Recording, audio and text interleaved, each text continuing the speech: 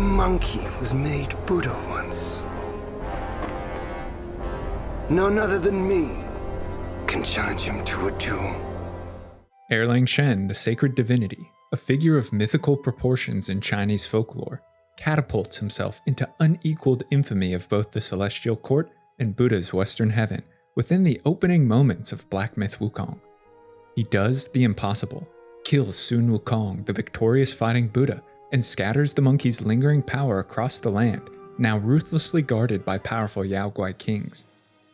On the surface, Erlang is seen as a loyal servant of the Jade Emperor, a god who executes his master's will, but hidden plans lie buried deep, and profound motives work in shadow that bind the sacred divinity to Sun Wukong closer than many realize. A secret brotherhood sworn to Erlang Shen guides the Destined One along its journey to ensure Sun Wukong's design bears fruit and his fated reincarnation can once more assume the Monkey King's famed mantle. Erlang Shen is a powerful celestial being worshipped within Taoism, Confucianism, and prevalent throughout Chinese folk religion. As with much of ancient mythology, Erlang's origins are muddled and complex, an amalgamation of tales. His earliest mention seemed tied to Li Erlang, the second son of Li Bing, a notable hydraulic engineer from the Qin dynasty, the first imperial dynasty established in the 2nd century BC. This connection explains why Erlang Shen is a god who controls the movement of water and the lord of floods. As Li Erlang became deified, myth transformed him into Erlang Shen, a true god and position solidified by his appearance in both 16th century works of fiction, Thongshen Romance or The Investiture of the Gods, and Journey to the West. Erlang Shen is noble and proud. He's the manifestation of righteousness and embodiment of justice. Erlang's reputation as a fearsome warrior is supported by the droves of demons he has subdued and the Yaoguais he's slain.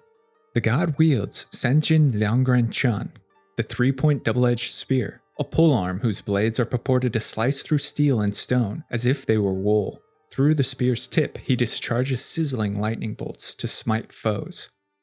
Erlang has a magical third eye, sometimes called Eye of Heaven, which allows him to see through all illusions, perceive attacks before they land, and shoot focused blasts of divine light. His 9 turns divine skill renders him impervious to all conventional weapons, even magic that has killed other gods. Like Sun Wukong, Erlang Shen is a master of shapeshifting, and through his transformations can become nearly anything he wishes. As god of the hunt, Erlang is often accompanied by his loyal hound, Xiao Chen Chuan, the howling celestial dog. Some legends hold that Erlang came across the stray dog while still immortal and cared deeply for it. Over his cultivation of immortality, Erlang and Xiao Chen Chuan grew inseparable and shared the bond of family. Its vicious howl strikes fear in Yaoguais, and its savage bite renders bone to dust. Though he is a popular image of divinity and famous agent of the celestial court in heaven, Erlang Shen's history with deities and immortals is far from straightforward, marred by tragedy and hard feelings. Legend holds that Erlang Shen is born Yang Jian, the nephew to the Jade Emperor himself through the Emperor's sister and Erlang's mother, Yunhua, Lady Cloudy Flower. Long ago, Yunhua descended to the mortal realm in pursuit of a powerful dragon. She was grievously wounded in their fight, and only saved when a mortal man offered his own heart to save hers. Yunhua fell in love with the man, and they shortly married. But this went against the Jade Emperor's decrees, which forbade immortals from loving mortals. Yunhua gave birth to 3 demigods, among them Erlang Shen. The family lived harmoniously for a while, but Yunhua's brother eventually discovered her blasphemy, and the Jade Emperor sent legions of celestial warriors to slay the half-bloods, kill the husband, and capture the errant princess. Only Erlang and his sister survived the bloodshed, and Yunhua was imprisoned beneath Mount Dao for her crimes. Erlang Shen escaped. Some report he sought the protection of Kunlun Mountain and Queen Mother of the West, while others say he cultivated himself in Yuquan Mountain. Regardless, the demigod bided his time and vowed retribution against his uncle and freedom for his mother. When he grew powerful enough, Erlang Shen openly defied the Jade Emperor and attacked Mount Dao.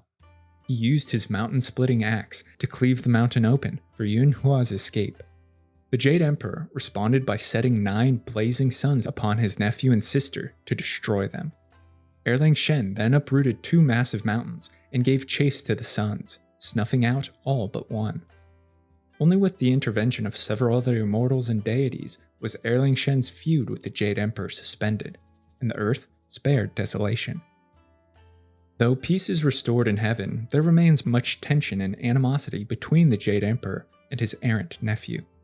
As the first deity to defy the celestial court, Erlang Shen nurses his wounded pride by agreeing to enact imperial decrees but reserving the autonomy in how precisely the commands will be executed. This is given to us in the god's description. Yet he only answers mobilization, not summons. Your Highness may issue a military dispatch enlisting his aid, and thus the monkey can surely be captured. For millennia, familial contempt simmered. During his travels, Erlang Shen's fame grows after he subdues the demons of Mei Shan, powerful Yaoguais that had stalked the mountain for years. Other like-minded and skilled warriors gather around Erlang Shen, and a great fraternity develops. They are known as the 7 Sages of Plum Hill. They are sword brothers and sworn brothers, with Erlang Shen standing as leader. Interestingly, an 8th claims membership within this prestigious group, a stone monkey from Mount Huaguo named Sun Wukong. When he joined and how deep their companionship went is unknown, but it's likely the pair grew fond of one another. Despite his increased renown, Erlang Shen seldom appears in the Jade Emperor's presence. Journey to the West states that his heart was too lofty to acknowledge his relatives in heaven. In his pride, he went back to be a god at Guangjiang. He was the merciful and miraculous sage of the Red City, Erlang, whose transformations were numberless. This is a hint at the strain still felt between Erlang and his uncle the Emperor. For centuries he remains a traveler with his Plum Hill Brotherhood. When the arrogant, mischievous, and deceptively powerful stone monkey turns heaven upside down, the Jade Emperor calls on great celestial warriors. Sun Wukong, after seeing his lowly position within the celestial court as an affront to his honor, openly rebels against gods and immortals in what is known as the Havoc in Heaven. The impudent monkey is nonetheless formidable and proves more than a match for the Jade Emperor's might. He single-handedly vanquishes thousands of generals and warriors, many of the constellation deities, the 4 heavenly kings, and even legendary Nirja. With all avenues exhausted and unable to stomach a defeat from the rash monkey, the Jade Emperor calls on his wayward nephew, Erlang Shen, to cross weapons with Sun Wukong. Perhaps there was reluctance in obeying his uncle's order, the treatment of Erlang's mother still a fresh memory, and reluctance to move against someone in whom he felt the bond of brotherhood. But to disobey an order would bring ruin. As he gazes upon the monkey audacious enough to attack heaven, Erlang Shen is probably filled with both admiration and envy. Sun Wukong represents what Erlang couldn't bring himself to do. The Monkey King stands by his convictions. He's fiery and self-indulgent, but speaks and acts truthfully. Erlang's moment of rebellion had passed unacted, and he might see in Sun Wukong a vessel of retribution against the unrighteous Celestials. Still, he follows Jade Emperor's command and confronts Sun Wukong. Erlang Shen proves himself the monkey's equal. Their battle sees each transform into greater and greater beings. Erlang can see through Wukong's illusions and sends Xiao Chen Chuan to bite at the monkey's heels. Truly, they are the 2 most skilled warriors known, and neither can successfully overcome their opponent. Erlang Shen finally emerges victorious when he's assisted by Lord Lao and successfully binds Wukong. While the Celestial Court determines Sun Wukong's punishment, Erlang Shen is sent to raise Mount Huaguo and set fire to its forests. It would seem these past grievances have at least somewhat cooled after Wukong's 500-year atonement beneath a mountain and subsequent journey west with the Tong monk. In fact, Sun Wukong and Zhu Bajie cross paths with Erlang Shen and his band of sages and enlist their aid. In chapter 63, we hear Wukong refer to them. "Here comes my 7 sage sworn brothers. Let's stop here and ask them to help us."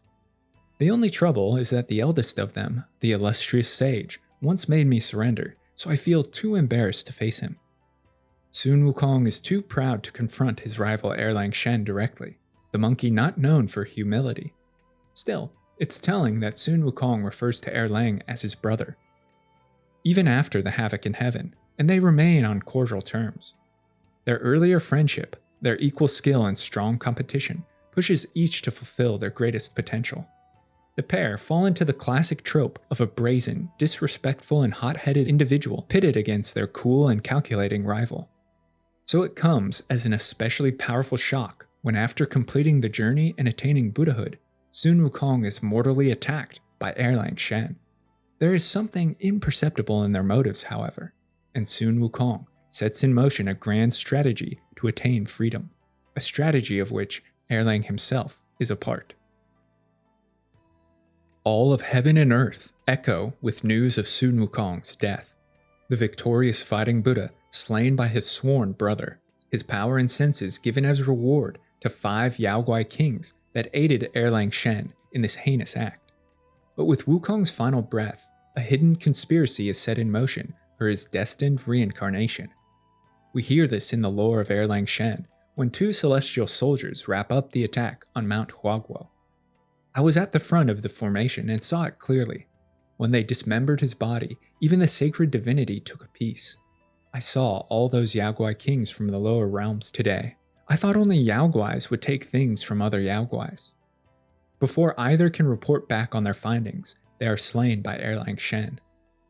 It's true, Erlang dispersed Wukong's 5 senses, but he secretly withheld a 6th sense, the great sage's mind, all of his memories, and in essence, his soul. Why would the sacred divinity retain such a relic, and why cover it up? As the animation from the hidden ending shows, Erlang Shen and Sun Wukong discuss the inevitability of fate, how the great sage, even in Buddhahood, would never be free of the golden headband that acts as chain on his prison. Even in Buddhahood, the celestial court would demand his death. What does it matter if you become a Buddha? That headband has always been on your head. Keep those eyes wide open. Watch me rip it off and break free. Wukong sought freedom in reincarnation, a means to break from both Buddhas and immortals, to give up the pride and position he sought in his youth and embrace a simpler life. Erlang Shen is moved by Wukong's plight. Not only were the 2 sworn brothers that shared mutual admiration, but much of Sun Wukong's own desires are felt in Erlang's heart.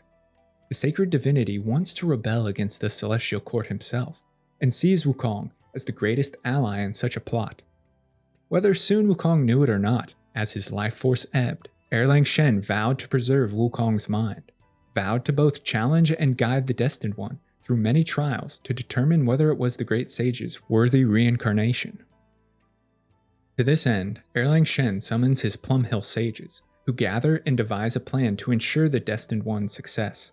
They trail the monkey like shadows, intervene when necessary, and push the Destined One to its absolute limit. Black Myth Wukong combines Journey to the West and Investiture of the Gods to create Erlang Shen's secret brotherhood. Like the demons of Mount Mei that Erlang defeated, these brothers are animalistic in appearance, but their names and personalities mirror the 7 sages of Plum Hill. In each chapter, a brother challenges the Destined One. Their presence, their defeat, and their guidance are connected to the hidden locations within the chapters, as well as the vessels acquired. That this brotherhood is meant to aid the Destined One is apparent in the fact that the vessels discovered greatly enhance the monkey's ability to defeat the invested Yaoguai kings that carry Wukong's relics. In Chapter 1's Black Wind Mountain, the Destined One is confronted by White-Clad Noble, first of Erlang's brothers. When Black Bear Guai returns to the mountain with Wukong's relic and declares himself king, White-Clad Noble shows his support. In Journey to the West, White-Robed Scholar was indeed a true friend of Black Bear, but as the lore reads, the newly appointed White-Clad Noble is far from ordinary. Despite his outward appearance of loyalty and sincerity, he remains shrouded in mystery, making it impossible for others to fathom his true intentions. He divulges to the wolf Guai Ling Chutsu that he comes at his brother's request to test the Destined One. Following the noble's defeat and the ringing of 3 bells, the hidden Guanyin Temple is made available, and as reward, the fireproof mantle. This vessel protects the Destined One against Black Bear Guai's fiery attacks, allowing it to claim Wukong's eyes. It proves its worth in future situations as well, A drunk and indolent boar lingers in Chapter 2's Yellow Wind Ridge, drawn to the kingdom of Sahali's mythical wealth. The yellow-robed squire, though sent to guide the Destined One, can't restrain his avarice and begins peeling the gold from fallen Buddhist statues. He comes across the headless monk, who in truth is a decapitated Bodhisattva Lingchi, and the pair discuss karma. We hear the boar's purpose in their conversation. I'm to await someone at the bidding of my brother. Their meeting could have been chance, or perhaps this means the Buddhas and Bodhisattvas of Western Heaven are working to uncover Erlang Shen's plot. After he's roused from his stupor and defeated, the yellow-robed squire brings the Destined One to Sahali, where it goes on to acquire the Wind Tamer vessel, an artifact that can still Samadhi winds and is crucial in the defeat of Yellowwind Sage, keeper of Wukong's fuming ears. The Destined One next journeys across the frozen New West, a land of deceit, ruled by Yellowbrow, who has corrupted and converted many to his cult of ultimate bliss using the hubris nose of Sun Wukong. As the monkey treks further, it comes across a helpless traveler, a treasure hunter who is at times harassed by Apramana bats, chilled to the bone, or wearied by his sojourn. But like the New West, this man is more than meets the eye. He tests and lures the Destined One to the melon fields, where he then appears in his true form as green-capped martialist. Another of Erlang Shen's sworn brothers, the martialist is fierce and fiery, and more significantly, he's discovered first by Maitreya Buddha, the Buddhai and successor to Gautama Buddha. Their dialogue is revealing. My brother said that if there's a chance, I can test the monkey on his behalf. The one you mentioned, I've already checked him for you. He's good. I worry more about your brother. That thing tests the bearer's heart greatly. He has borne it alone for many years. Let's hope he doesn't fail at the last moment. Not only does Maitreya know Erlang Shen possesses Wukong's mind, but he's also aware of the sacred divinity's plot to bring about Sun Wukong's return. While Lingchi hovered at the edge of this secret plan, Maitreya seems to have revealed it entirely. None know Buddhai's true motives, but he appears to condone Erlang's design. Upon Greencap Martialist's defeat, the Destined One acquires Spellbinder, which aids in subdual of many Yaoguais, including Lord Yellowbrow. In the webbed hollow of Zhe Estate, the Destined One happens upon a crazed and screaming man wrapped in the silken cocoon of an Ama worm. The Venom Taoist has been here for many centuries. You're here, at last! The Destined One! By my brother's words, I will first test your worth! He came long ago at the behest of his brother, but has since followed the teachings of Hundred-Eyed Taoist Master. The Venom Taoist has a straightforward nature and wishes to cultivate his skill. He hears of the Taoist Master's bizarre methods of ascending to new realms of power. The cocoons of the Ama worms possess a toxin that destroys the bodies and minds of lesser beings, but those with strength of will are blessed with enhanced abilities. It's within such a cocoon the Destined One finds Venom Taoist. He has multiple arms, heightened reflexes, and insect-like appearance. His hostility and deference to the Hundred-Eyed Taoist make one wonder if he still follows his brother Erlang's directive. Venom Taoist is fought again atop Yellowflower Mountain, as he bars the way to the secret Purple Cloud Mountain. Once tested and victorious, the Destined One enters the secret region and acquires the Weaver's Needle vessel, which can be used to mitigate Hundred-Eyed Taoist's power and subdue the Yaoguai King.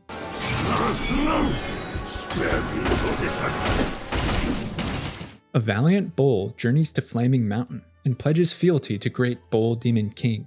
The traveler quickly rises in the ranks through skill and straightforwardness, becoming the king's captain of the vanguard. When the Destined One arrives, the mountain is engulfed in war, as Red Boy, Bull Demon King's son, leads a rebellion against his father for the Great Sage's relic. Pale Axe Stalwart, blind with war fever, at first attacks the Destined One, but quickly his senses return and he realizes the monkey is the one whom Erlang Shen sent the Stalwart to guide. The fact that he is among the secret Brotherhood is first hinted in the lore when it's known the Stalwart is new to Bull Demon King's land. Pale Axe Stalwart enlists the Destined One in subduing Red Boy's 5 elemental carts found throughout the mountain. The last and most powerful of these carts guards the secret Bishui Cave, wherein lies the truth of Red Boy and the formidable Bishui golden-eyed beast. Pelak's stalwart is defeated by the cart, and here we learn more about his sworn affiliation with Erlang Shen, claiming he went easy on the cart to guide the Destined One, to test it and make sure it remains true. But I've failed, brother. Failing his mission is what I regret. After the monkey confronts Bishui golden-eyed beast, it can forge the Bishui beast's staff and the Bull King's armor, both useful in subduing the Yaksha King at the end of the chapter. The circle has led you back. Have you gleaned any truths? Long has an old friend waited for you. Finally, only Erlang Shen, leader of the secret Brotherhood and Seven Sages, remains, and he represents the greatest challenge the Destined One has ever faced. He is the true test to determine whether this young monkey is indeed Sun Wukong reincarnated. Erlang Shen hides deep within Mount Mei, Mount Plum, accessible only through the Great Pagoda under auspices of Maitreya, which again suggests Budai at least knows of, if not assists in Erlang and Wukong's plan. This is supported by the lore entry that details Erlang Shen's conversation with Maitreya within the Great Pagoda. "I knew you would come," Maitreya said with a smile. The sacred divinity cupped his hands in salute. "Your wisdom is unparalleled, Venerable One. You must have foreseen this day back on Mount Huaguo. Therefore, I beseech you, please relieve me of my inner turmoil. Since your turmoil stems from Sun Wukong, he should be the one to answer them." The turmoil of which they speak is Wukong's mind. The swirling torrent of the great sage threatens to overcome Erlang. Ordeal. Trust me, I know it more. The sacred divinity has kept Wukong's mind hidden within his third eye, and the burden has weighed heavily on him over the years. As the Destined One approaches, Erlang holds nothing back, demands the Destined One rise to Wukong's might, and in an interesting reversal, is now the back-talking, disrespectful opponent. I thought he'd be a worthy rival. Survive, or fall soon if you're not. Perhaps suggestive of how the great sage's mind has influenced him. He tells us how heavy is the burden of Wukong's essence. Erlang's remarks throughout the fight hint at how deeply the god connected with Sun Wukong, and how through him the great sage acts, aligning destiny for the paths of the young monkey and the sacred divinity. Your destiny brought you. He's got destiny most of all. Erlang and the Destined One's fight mirrors the struggle between Sun Wukong and Erlang long ago during the Havoc in Heaven. They each assume monstrous and massive forms, leveling mountains and shaking the earth. Erlang admits that only the mischievous Wukong could push him this far. None has what it takes to push me into this fight. This monkey. And he divulges to us his purpose of honing the Destined One, testing it and demanding it rekindle its past life as the great sage.